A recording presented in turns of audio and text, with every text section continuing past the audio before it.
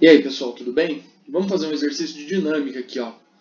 Um corpo de massa 10 kg é abandonado do repouso num plano inclinado perfeitamente liso, que forma um ângulo de 30 graus com a horizontal, como mostra a figura.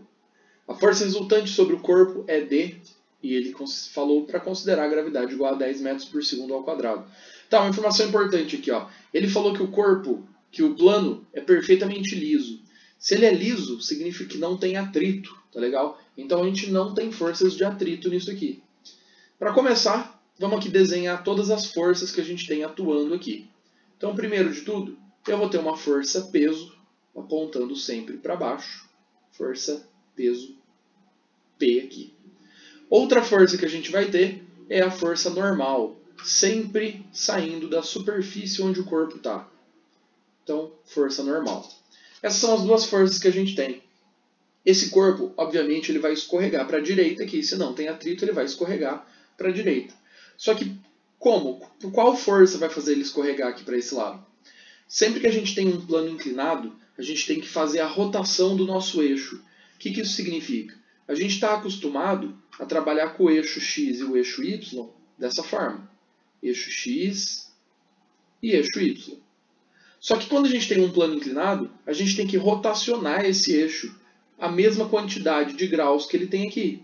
Então, se ele está 30 graus inclinado, a gente vai rotacionar também o nosso plano, o nosso eixo X e Y, para ele ficar 30 graus rotacionado. Então, esse vai ser o nosso eixo X e esse vai ser o nosso eixo Y. O que isso muda para a gente? Muda para a gente que a hora que a gente tiver que resolver esse P aqui, ele não vai estar no eixo X ou no eixo Y. A gente vai decompor ele, a gente vai desmontar ele e montar uma componente dele. Uma componente aqui que vai ser a PY e uma componente aqui que vai ser a PX. Beleza? Depois que a gente desmontar ela e descobrir quanto vale PX e quanto vale PY, essa componente P aqui ela deixa de existir. E a gente vai ter essas três forças atuando. Tá. Como a gente vai ter essas três forças atuando, quando a gente descobrir a PY, esse bloco ele só consegue escorregar na direção de PX. Ou subir na direção contrária de PX.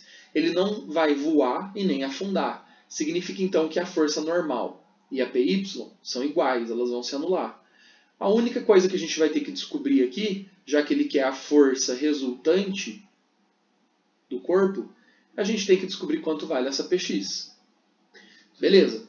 Como vamos descobrir isso? Vamos lá. Pensa o seguinte, ó, eu vou pegar os três vetores que a gente tem aqui, P, PX e PY, e vou desenhar eles aqui. Então, sem rotacionar nada, tá? P é um vetor para baixo, PX é um vetor na diagonal, para a direita, PX, P, e o PY é um vetor na diagonal, para a esquerda. Quando a gente soma PX e PY, tem que dar o P. Então, beleza. Isso aqui a gente monta ele desse jeito porque agora a gente tem um triângulo. A gente consegue trabalhar com ele. E pensa comigo, ó. O normal do P é ficar para baixo. Só que a gente rotacionou ele 30 graus. Ou seja, a parte de baixo desse bloco passou a ser PY. Então, essa abertura que a gente tem aqui, de P para PY, é 30 graus. É exatamente o tanto que a gente rotacionou. Ou seja, o ângulo existente entre P e PY é 30 graus.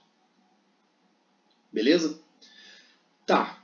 Agora que a gente tem um triângulo com um lado que a gente conhece, ou melhor, a gente vai conhecer, porque a gente vai descobrir quanto vale o P já já, a gente precisa descobrir quanto vale esse PX. Só que olha só, o PX ele é o cateto oposto ao ângulo. Cateto oposto, seno de um ângulo é igual a cateto oposto sobre hipotenusa. A gente usa a relação trigonométrica. Então, o que isso significa? O seno de 30 graus tem que ser igual ao cateto oposto, que é PX, sobre a hipotenusa, que é P. Beleza? Como que eu sei que a hipotenusa é P? O ângulo que tem entre PX e PY é 90 graus. Ó. porque é o que a gente tem no nosso plano aqui. Lembra, ó, os eixos x e y, eles têm 90 graus entre eles. O px e o py vão ter 90 graus entre eles também. Aqui continua o mesmo ângulo. Beleza. Mas se eu quero descobrir o px, eu tenho que deixar ele sozinho. Então, px vai ser p vezes o seno de 30. Então, resolvendo isso aqui, a gente acha o px. Tendo o px, a gente tem a nossa força resultante que a gente precisa. Então, vamos lá. Px vai ser... Quanto vale P? O P é a força-peso. Peso é massa vezes gravidade. A massa ele falou que é 10. Então, 10 vezes a gravidade, que ele também falou que é 10. 10 vezes 10. O peso é de 100 newtons. Sabemos o peso? Então, vamos substituir a nossa fórmula. No lugar do P, 100. Seno de 30. O seno de 30 é meio. Então, 1 sobre 2. Px vai ser 100 vezes 1 é 100, dividido por 2, 50. Então, 50 newtons. Essa é a força resultante que age nesse bloco aqui. Tá, o exercício acabou aí. Ele queria saber a força resultante. Mas e se ele quisesse também saber a PY? Se ele quisesse também saber a PY, a gente poderia calcular ela. A PY seria o quê? Ele seria o cateto adjacente. Cateto adjacente, vou fazer separado aqui, cosseno de 30 seria o cosseno adjacente, que é PY, sobre P. Passaria o P para lá da mesma forma, o PY seria P vezes o cosseno de 30. Beleza? Substituir os valores, você conseguiria descobrir o PY também. Nesse exemplo não é necessário, porque como eu falei, a normal vai cortar com a PY, vai sobrar só a PX, que é o que ele está interessado. Beleza?